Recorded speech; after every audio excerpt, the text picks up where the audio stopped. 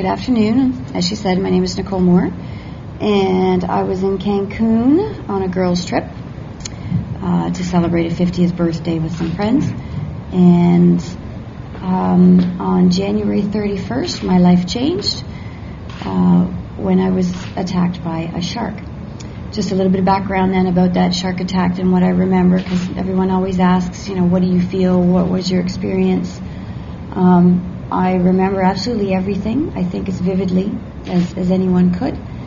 I remember walking into the water just to rinse off some sand after a volleyball game I was playing. So walking into the water, a few minutes later, some people on some Sea-Doos were yelling at me in Spanish, and I thought, what am I doing? I'm not into your territory, but maybe I'm offending them and I'm in their way. So I raised my hand and said, okay, I'm going back in, sure. And I turned around to head back into shore.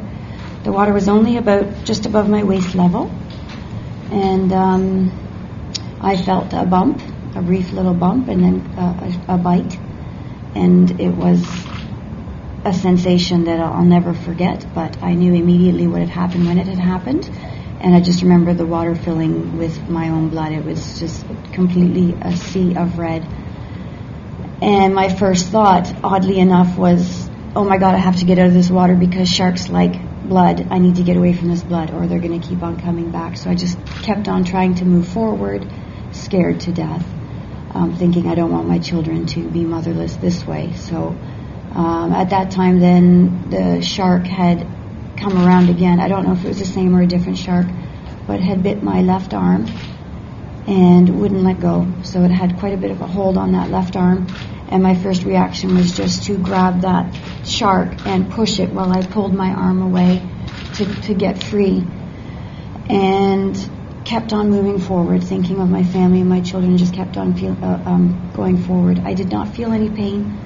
I was in a total fight or flight response and just kept heading into shore, where at that point then some of the lifeguards, I'm learning that were lifeguards, but people on Sea-Doos were around me and were trying to get hold of me, which was very difficult, but eventually they were able to grab hold of my fingers just enough that they could pull me into shore, and then the rest is just the recovery, the response to get me to a hospital at that point. So it was a very different experience. I hope no one ever has to go through it, but for me, I don't wake up with nightmares. I'm not. The more I talk about it, and I talk about it a lot, I don't find it very as traumatic, I think, of an experience as some people may have found it. So from there then, my recovery was 6 days in Cancun, Mexico, and then I was flown here to Sunnybrook and was received by my wonderful surgical team that is absolutely spectacular. And at this point, I guess I would love to send out a big thanks to them for everything that they've done, as well as Sunnybrook. They've been fantabulous with the care I've received here. My recovery has been a bit of a roller coaster ride, mostly on the uphill and then fallen back, a major fall back, but then we've made some good ground forward.